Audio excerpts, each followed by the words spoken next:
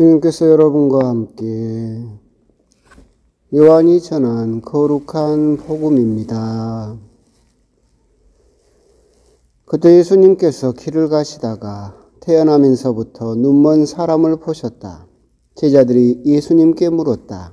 스승님, 누가 죄를 지었기에 저희가 눈먼 사람으로 태어났습니까? 저 사람입니까? 그의 부모입니까?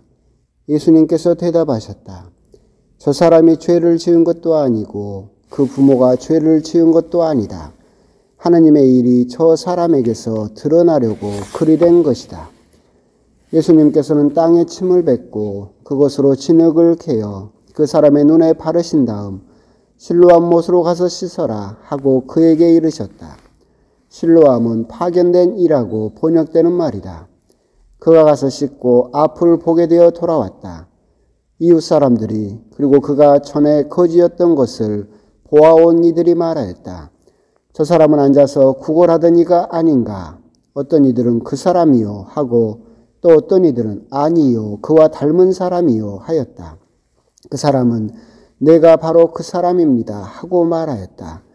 그들은 전에 눈이 멀었던 그 사람을 바리사이들에게 데리고 갔다. 그런데 예수님께서 진흙을 캐어 그 사람의 눈을 뜨게 해주신 날은 안식일이었다. 그래서 바리사이들도 그에게 어떻게 보게 되었는지 다시 물었다. 그는 그분이 제 눈에 진흙을 붙여주신 다음 제가 씻었더니 보게 되었습니다 하고 대답하였다. 바리사이들 가운데서 몇몇은 그가 안식일을 지키지 않으므로 하느님에게서 온 사람이 아니요 하고 어떤 이들은 죄인이 어떻게 그런 표징을 일으킬 수 있겠소 하여 그들 사이에 논란이 일었다. 그래야 그들의 눈이 멀었던 이에게 다시 물었다. 그가 당신 눈을 뜨게 해주었는데 당신은 그를 어떻게 생각하오? 그러자 그가 대답하였다. 그분은 애언자이십니다. 그러자 그들은 당신은 완전히 죄 중에 태어났으면서 우리를 가르치려고 드는 것이요 하며 그를 밖으로 내쫓아버렸다. 그가 밖으로 내쫓겠다는 말을 들으신 예수님께서는 그를 만나시자 너는 사람의 아들을 믿느냐 하고 물으셨다. 그 사람이 선생님 그분이 누구이십니까? 제가 그분을 믿을 수 있도록 말씀해 주십시오 하고 대답하자 예수님께서 그에게 이르셨다. 너는 이미 그를 보았다. 너와 말하는 사람이 바로 그다. 그는 주님 저는 믿습니다 하며 예수님께 경배하였다. 주님의 말씀입니다. 참 예수님, 오늘 하루도 잘 보내셨습니까? 강론을 짤막하게 나누기 전에 또 안타까운 소식을 한 가지 전해드리겠습니다. 이미 들으신 분도 계시겠지만 지금 현재 코로나로 인한 이 사태가 진정이 되고는 있지만 완전하게 우리가 안심할 수 있는 상황은 아니기 때문에 우리 광주대교구, 다른 교구도 그렇지만 우리 한국천주교회, 우리 광주대교구는 특별히 4월 2일까지 지금과 같은 미사 중지 상황을 연장하기로 했습니다. 그래서 이번 주일 사순제 4주일도 없고 사순제 5주일도 공동체 미사는 없습니다. 이제 4월 2일 물론 그건 역시도 또 추이를 봐야 되긴 하겠지만 아마 그때는 될 거라고 생각을 합니다. 지금과 같은 상황이 진정 국면에 들어서 진정이 되면 이제 4월 5일이죠.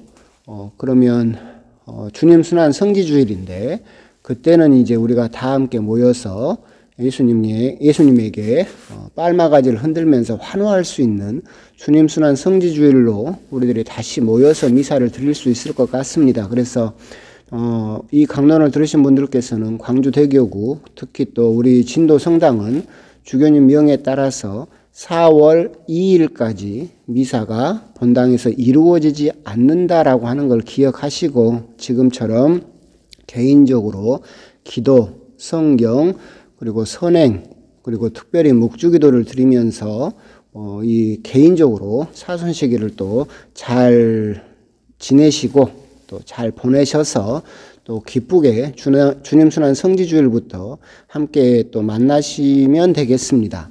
아울러서 더불어서 우리가 계획하고 있던 판공성사 역시도 사실은 이제 어렵게 되었고, 그래서 교구에서도 이제 판공성사에 대해서 이제 지침이 내려왔는데 그것은 조금 이야기가 길어질 것 같아서, 그래서 올해 부활 판공성사는 개별적으로 드리는 성사는 없다라고 하는 거.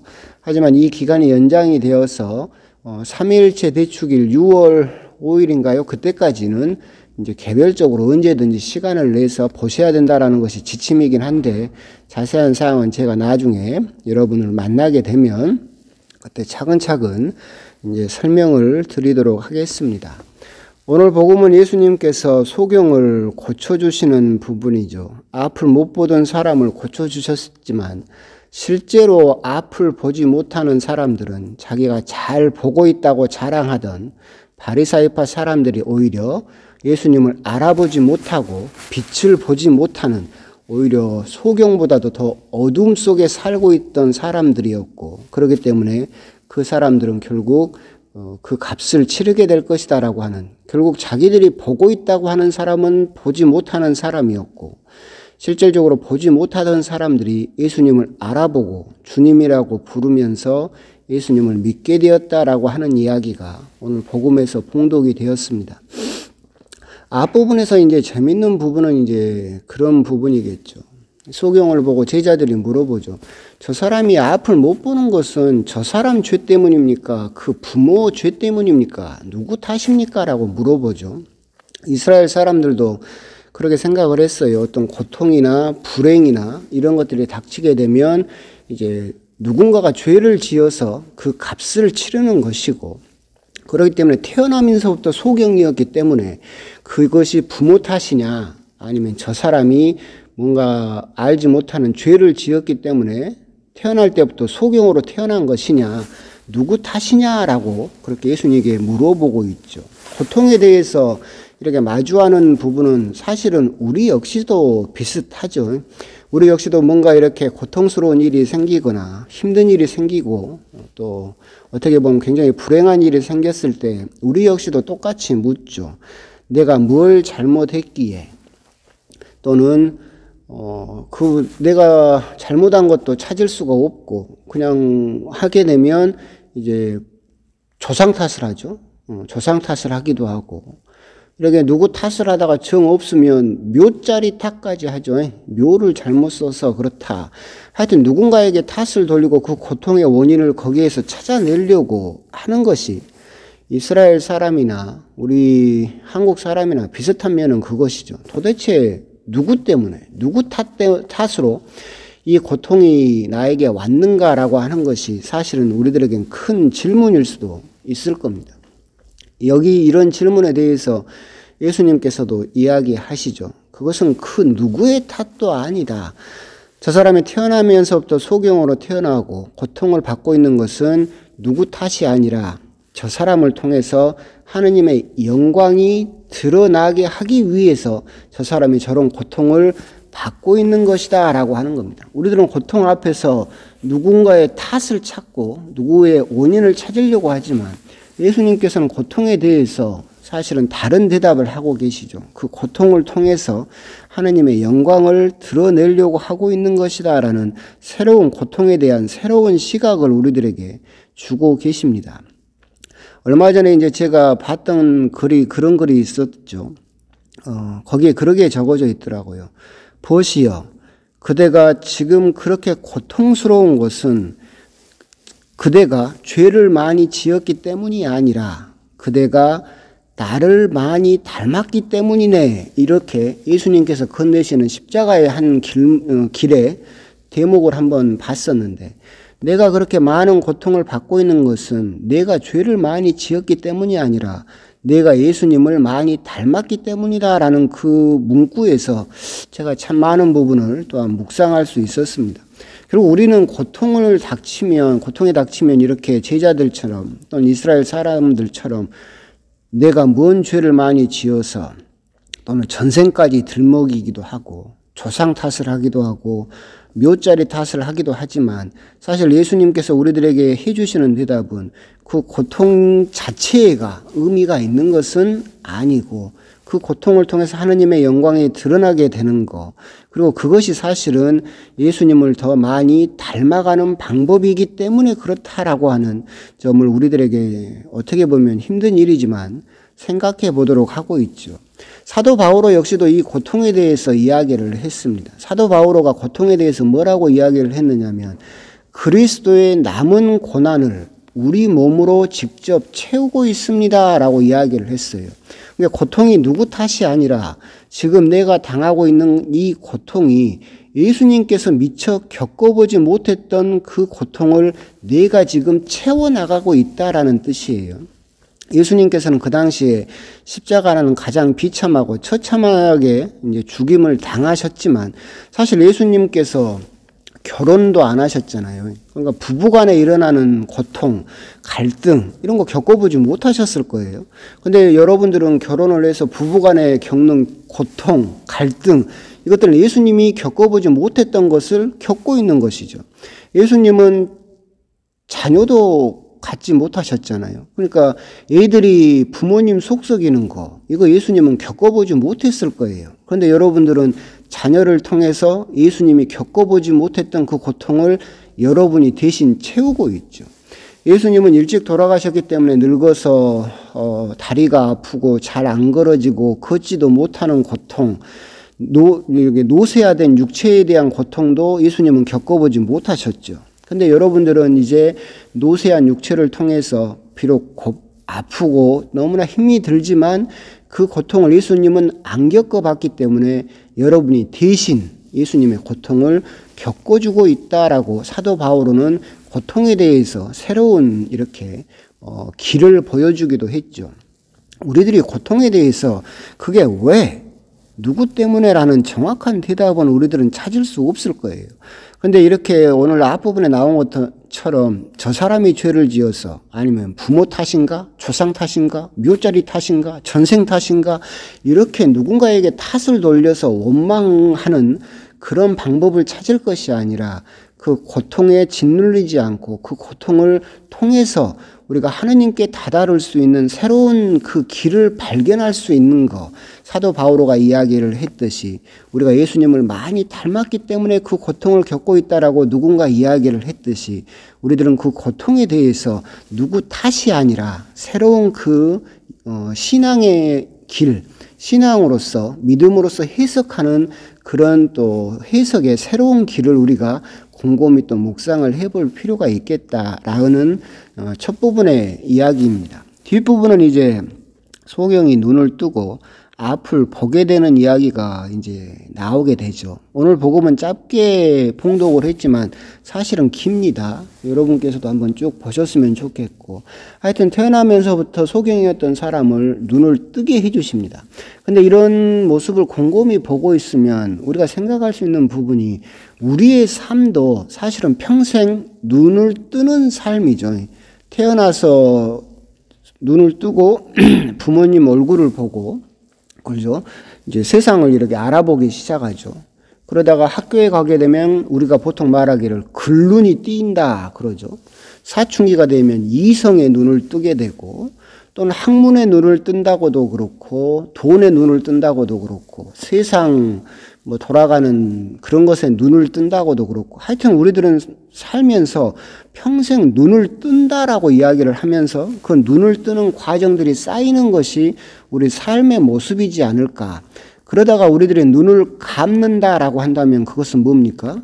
죽었다는 이야기죠. 눈을 감으셨습니다. 이 말은 운명하셨다, 돌아가셨다는 것과 똑같은 말로 우리가 쓰고 있죠. 그렇기 때문에 눈을 뜨고 있다라고 하는 것은 살아있다는 증거이고 눈을 감는다라고 하는 것은 죽는다라는 그것에 또한 의미를 가지고 있지 않을까. 그렇기 때문에 우리들은 끊임없이 눈을 뜨고 사는, 떠가면서 하루하루 뭔가를 발견하고 눈을 떠가면서 사는 그런 삶을 살고 있는데 오늘 복음에서 우리들이 곰곰이 묵상을 해볼 부분은 그거죠. 정말로 내가 눈을 뜨고 있다고 생각을 하고 잘 보고 있다고 생각을 하는데 나는 사실 바리사이처럼 보고 있는 것은 아닐까. 나는 잘 보고 있다고 생각을 하고 눈을 잘 뜨고 있다고 생각을 하지만 사실 바리사이와 같은 예수님께 꾸중을 듣는 영적인 소경의 그런 모습을 보여주고 있는 것은 아닐까, 그런 생각을 또 하게 됩니다. 제가 신자 여러분들에게 누누이 말씀드리지만 신앙인은 눈에 보이지 않는 것을 보는 사람이고 귀에 들리지 않는 것을 듣는 사람이다라고 누누이 말씀드리잖아요. 세상 사람들, 믿음이 없는 사람들은 그것을 보지 못하지만 우리들은 그것을 볼 수 있어야 됩니다. 예를 들면 그런 거잖아요. 세상 사람들이 성당 안에 걸려있는 십자가를 보면 어떤 생각을 하겠어요? 나무로 만들었고 한 남자가 거기에 매달려 죽어 있다. 그걸로 끝이죠. 하지만 우리가 예수님을 믿고 있는 사람들이 십자가를 보면 그 십자가에서 무엇을 볼 수 있습니까? 부활을 볼 수 있죠. 그렇죠? 부활은 십자가에서 전혀 눈에 보이지 않아요. 눈에 보이는 것은 오직 죽음만이 보이지만 우리 신앙인들은 그 너머에 있는 보이지 않는 부활을 볼 수 있는 사람들이죠. 또한 신앙인들은, 세상 사람들은 들리는 대로만 듣고 그것을 자기 마음대로 해석을 하고 그냥 하지만 우리 신앙인들은 그 안에서 들리지 않는 하느님의 목소리를 듣는 사람들이에요. 그리고 또 들을 수 있어야 돼요. 그렇기 때문에 우리들은 정말로 눈을 뜨고 믿음을 가지고 살고 있지만 정말 세상 사람들이 보는 것처럼 보고 세상 사람들이 듣는 것처럼 들어서는 안 된다. 눈에 보이는 대로만 보고 들리는 대로만 들어서는 안 되며 그 너머에 있는 하느님께서 보여주시는 새로운 것을 볼 수 있어야 되고 하느님의 음성을 들을 수 있어야 된다라고 하는 겁니다. 우리들은 그렇기 때문에 예수님께서도 깨어 있어라 라고 하는 것이고 우리들은 잘 보고 있다라고 하지만 사실 자칫 잘못하면 세상 사람들처럼 보고 세상 사람들처럼 듣는 그런 어리석음을, 바리사이파 사람들이 보여주었던 그런 어리석음을 되풀이할 수 있다라고 하는 겁니다.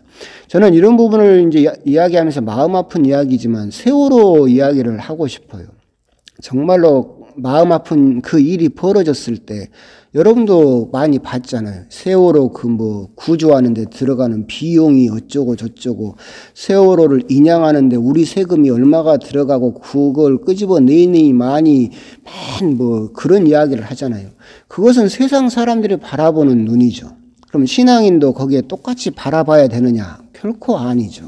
우리들은 세상 사람들이 바라보는 무슨 효율성이나 경제성이나 자본이나 이런 것들을 넘어서 거기서 함께 울고 계시는, 함께 슬퍼하고 계시는 예수님을 볼 수 있어야 되죠. 그래서 우리가 예수님을 구해내야 되는 거예요.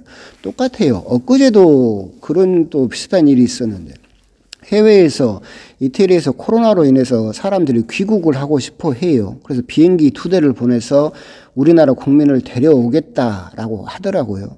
근데 댓글을 봤더니 해외 나간 사람을 뭐 한다고 데리고 오냐. 내 세금이 거기 나가는 게 아깝다. 비행기 값을 지들 보고 다 내라게라. 거기서 죽으라게라.